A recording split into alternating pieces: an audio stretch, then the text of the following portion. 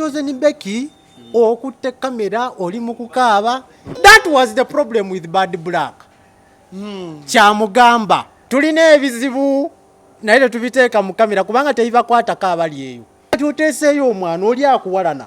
Lwaki tagende wajjajjamu totandika tulagaalaga you a musician. We are concerned about your music. Full stop. Oli ku YouTube channel Agaliwo tuula kalira emboozi egwa makerenda. Doozi egera maaso n'okugabwa buli wamu. Mwana mulenzi wa Buyugereso mu Gravity omutujju. Wamu ne munaakaniwe Shakira. Batufulumiza akayimba amakulu ameerere n'akayimba kaleese tabbu buli wetudda. Eddy Kenzo yagambye nti ye engeri gye yaleesemu Doozi n'agiwa Shakira tagiinaako buzibu. Eddy Kenzo is very happy. Era Eddy Kenzo agamba nti talina buzibu na luyimba luno. Kati mmwe muli ku ebyo mugamba mbu ate biki. Okakasa Eddy Kenzo yayogedde oba yabadde AI? Eddy Kenzo kati bino bye bigambo bye Eddy Kenzo. Eddy Kenzo bambuuliza oluyimba lwa Gravity omutujju ne Shakira olwogerako ki? N'agamba oluyimba lulyoke. Ekisookera ddala ebyo bye bagamba amagandula n'agamba abantu tebazannya nga beekuba ebiso. Kitegeeza baba kimukubidde ddala. Kati Gravity bw'ayambala. Era Eddy Kenzo yatugambye n'otugamba abasawo si bwe bato bakola nga banaakuba empiso nga Gravity yakola Shakira. Manyi saagala nnyo okwogerera nnyimba za kisiru. Era oluusi mpuliramu obuzibu naye kati oluyimba luno ndutandika entya.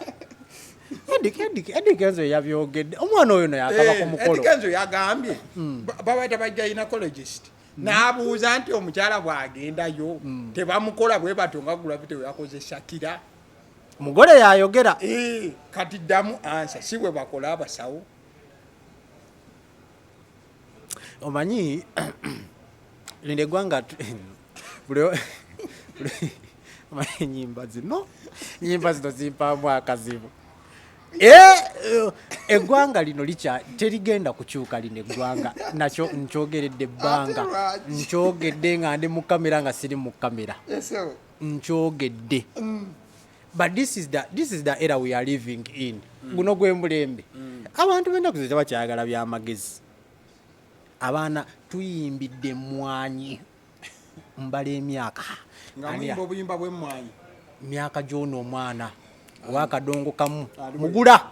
Myaka gyeyo. Muzeidan mugula. Tuyimbye emwanyi. Enkumbi terimba sebata. Emwanyi ne tugikowa ne tugissa wansi. Ng'abantu temwagala kulimu amwanyi. Ne tubaka enkumbi gy'oyogeddeko ne tugireeta. Ne tuyimbira enkumbi. Tuyimbye enkumbi genda olime genda okasuka ensigo kola booti fukirira ne tuyimba ennyimba ziri awo obalaawo obuyimbayimba awo n'obala views teziriiyo. Ne tugamba kale tudde ku baana abasoma tubayimbire basigale mu masomero ne tuyimba kaleke kasome ne tuteekaawo mpozi mutoto whatever ne tuteekaawo mpozi kiki ne tuteekaawo. Abaana ne batagenda kusoma ne basigala bali mu twerking ku video za TikTok. Ne tugamba kale tukubirize abantu bagende bakole. Tuyimbye ennyimba z'okukola katupakase. Ne tuyimba katupakase. Go and check katupakase views on YouTube. Compare katupakase with zaakutudde. Embuzi. Newe zibanga ndiga naye zaakutudde. Genda okompeyaringe views. Oteeke wano katupakase yadde lwali lwadda. N'embuzi ezaakutudde. Up to now people are saying who is here in 2024. Kayimba ka Gravity. Enyama eritali mugumba sigirabangako. Agimanyi. Zeze nnyimba. Tuzaagala nnyo buli mwaka tugenda mu kivulu ky'omusajja oyo atuyimbira ebyekisiru. MTN etimba obusiru bwe buli mwaka. Togamba obusiru etimba shows. Ate kati ayimba biki byebyo byennyini byayimba oyagala kusazaamu statement zange. Guno mwaka tulina Isima n'Amina. Isima Namina lwa magezi I don't need to listen to the audio sijiwulirizanga lwa magezi kyerwali lukola lwogera ku mbaga ey'omuvubuka Isima Namina yonna awe mwagala Amina ne Isima nga MTN yetimba kati atenze MTN yetimba one of the most proficient and big artists in Uganda MTN bere parading anti MTN iranga okuzibwa kwayo mu bivulu tikati tuzeemo Gravity was seated there because he's a big artist. People like him. He has the numbers. He has the what are his songs? What is his catalog like? He has a new song called Doozi Kankube Mpiso. Sisi wakanyiza munene anti jira chenjogera kera ngambye nti munene oga ulide ngambye nti mutodo munene but what are his songs? Bayagadde Mpiso. Aha. Or you are agreeing with me 200%. Nti lino eggwanga lyagala nnyo ebyobusiru eggwanga lino in fact most of the governments would rather invest in obusiru than obugezi. They don't want people to be sober. Atari government yali yagaddeko bantu kubeerawo nga mwebuuza financial bill egamba ki ne mugitankuula awo basimbyawo abayimbi bwe bati batekewo bano ba Pastor Wilson Bugembe bani Gravity awaddeko era government ejagamba call that young man Gravity and we see what he wants. Give him the money.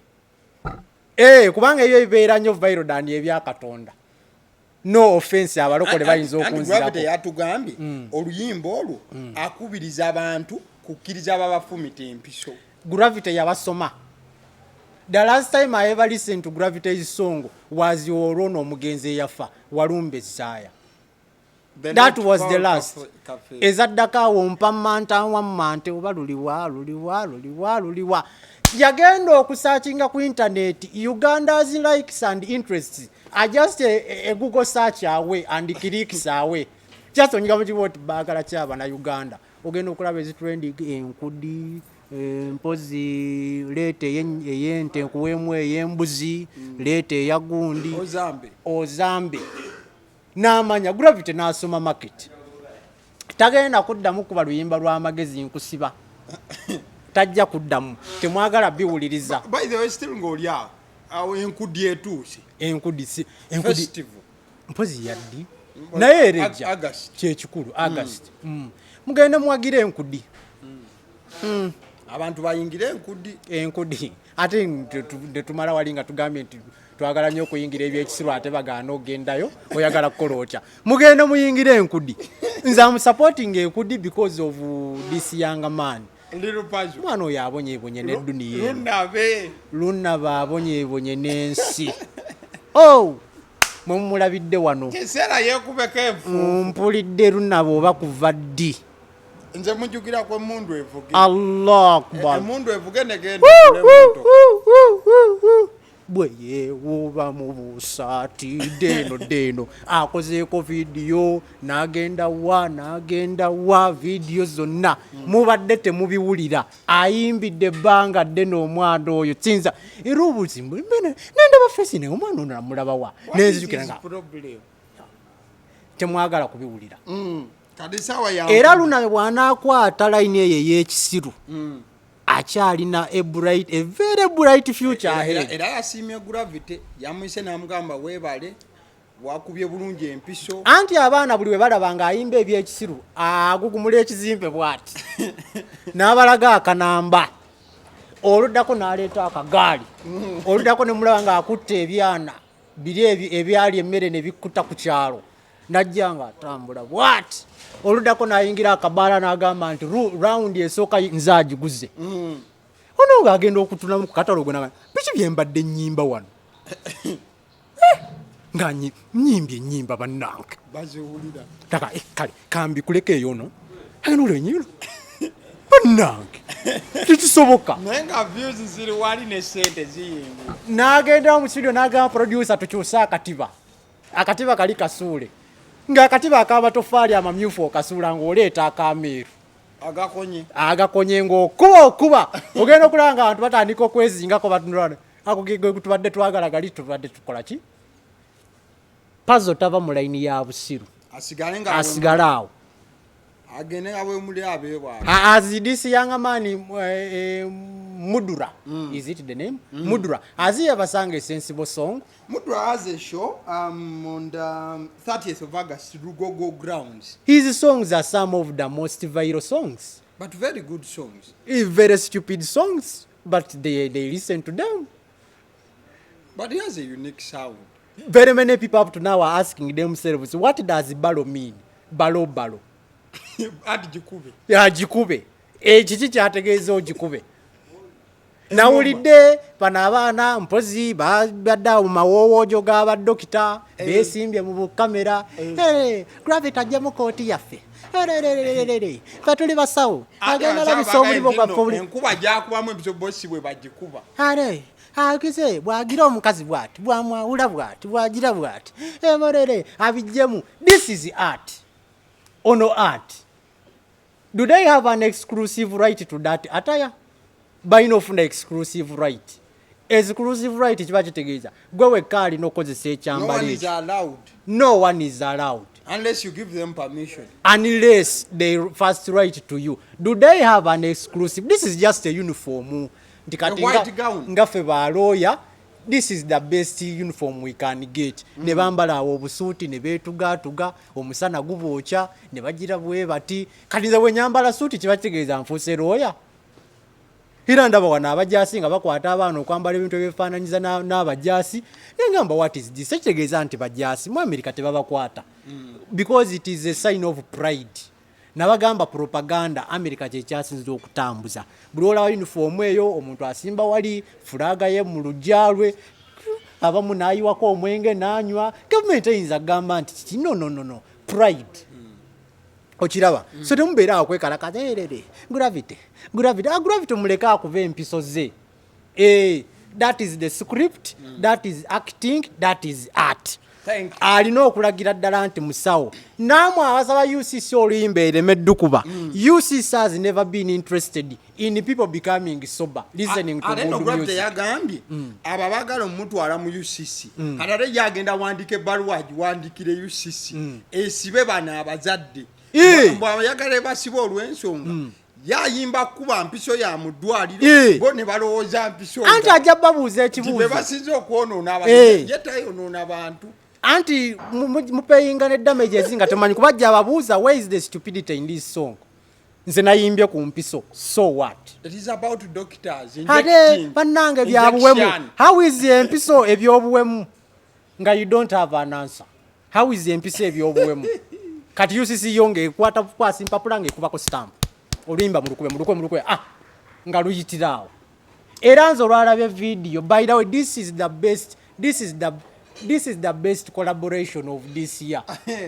Tata wa nabadde ngamba balwawo ddi okusisinkana ani bebagwagwa ababiri bano nabadde nenga musoko olinde wamma yes bemeye balina kubeera aba Shakira ne gula omwana oyo museegu Shakira bwagateeka mu kamera n'agawuuba bwati bwagira bwati bwasunda ekiwato bwanira nalaba kulika kasajja kaffe kasaha nga kakutte ekiwato bwe kati kasajja katto bakateese ku bunkenke tekagala kuta bwanyenya bwayitawo genda olabe vidiyo ze obuseego buli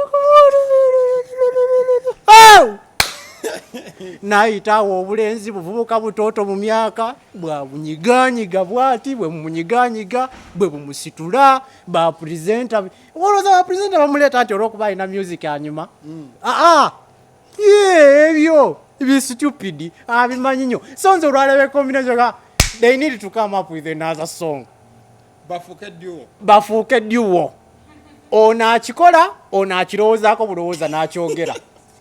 That is the difference. Shakira ye bwatyo bwali ate nga tagenda kukyuka abadde bamusuubira okulokoka ababyerabire omwana oyo talabika mu bulokole nti anaalokoka beebo ono jasi akirowooza bulowooza n'akiyimba naye ono akiteeka mu nkola kyoboolaba ye yabadde ku kitanda olowooza Gravity teyandifunye ka Vixen n'agamba gwe Shakira yimbira eri nze nfunde ka Vixen. Shakira yamugambye nze alina okubeera ku kitanda ekyo nze amanyi okukikola.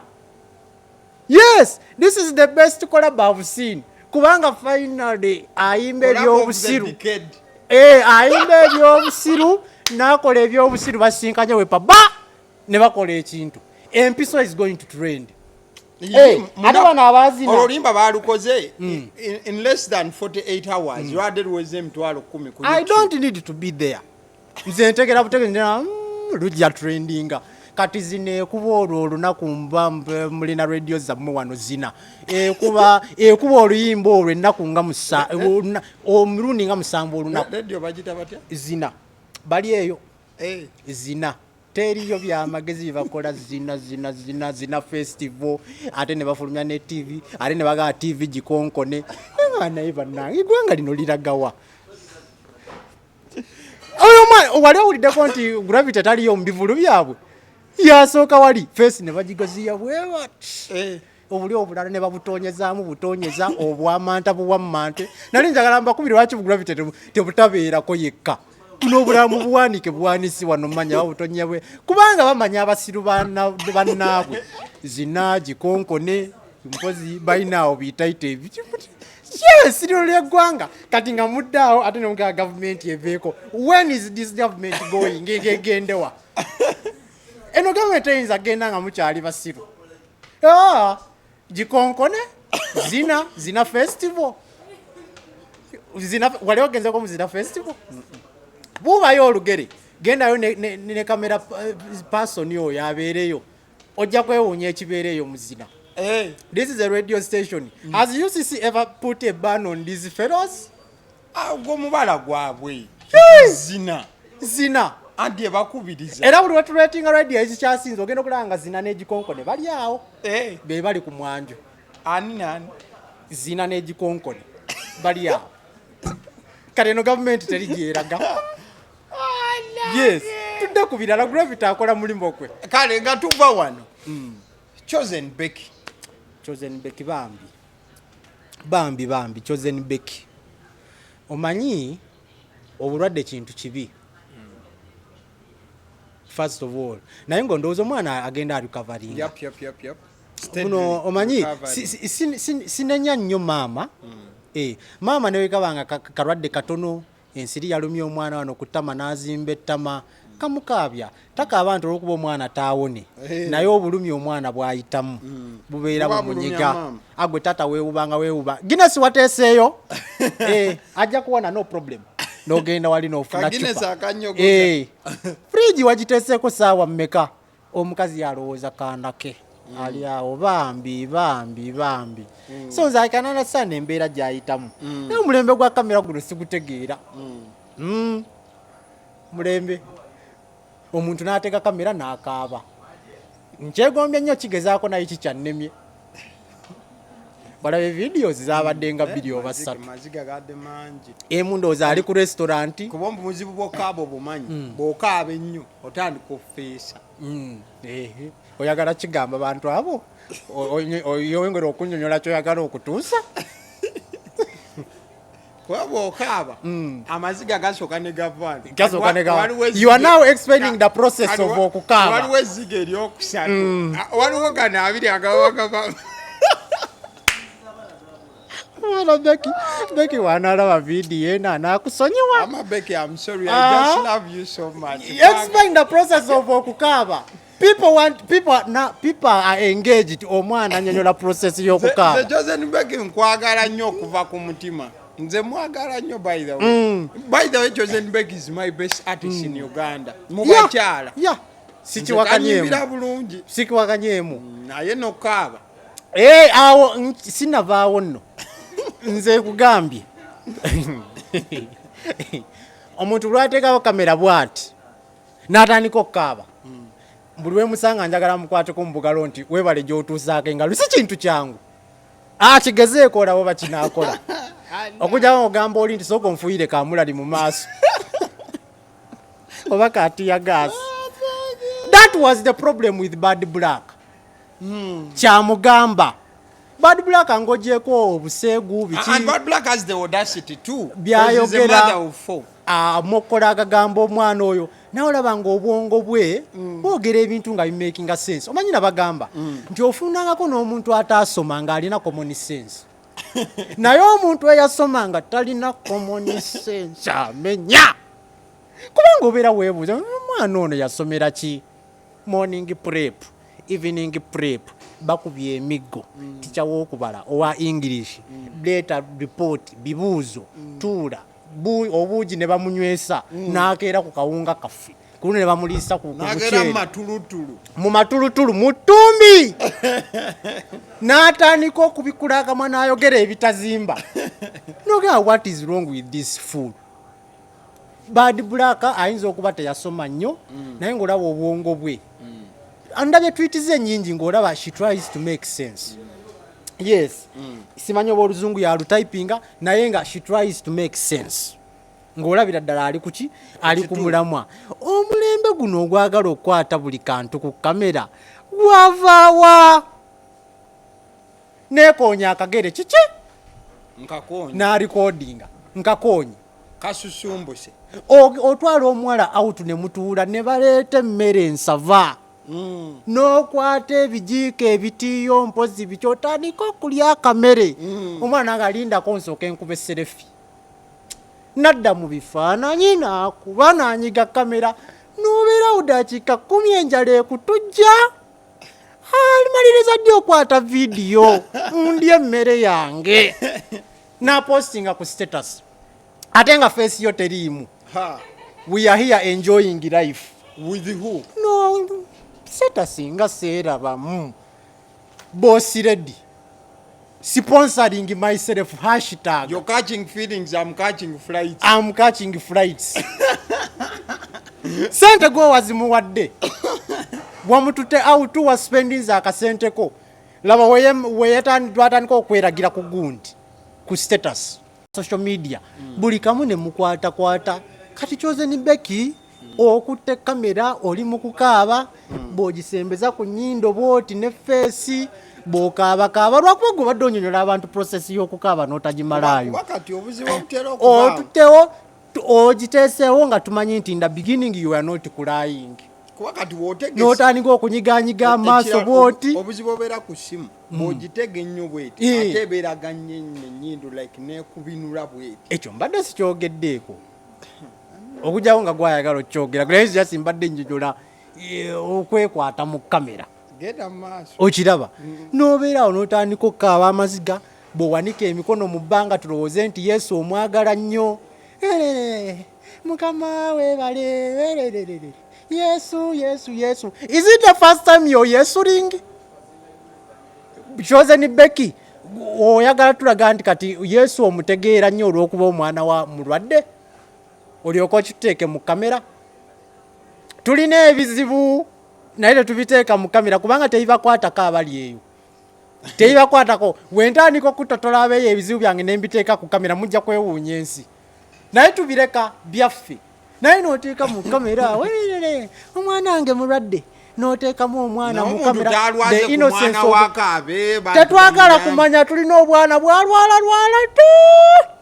twalwazaawo obwana obumu bwafa n'okufa yes si be basoose kati gw'oteze kamera otulage nti akako kalwadde nnyo bw'osembeza kamera bw'oti mu nnyindo bw'owuuba emikono bw'oti weerere Yesu weerere ebyo osobola bikolera eri mu privacy kati bweba nga waliwo abakuwalana this is the point bweba nga waliwo abakuwalana weewale nnyo especially abakyala muteeka nnyo ebintu ku status you can easily know the life of a girl by mere looking at their statuses.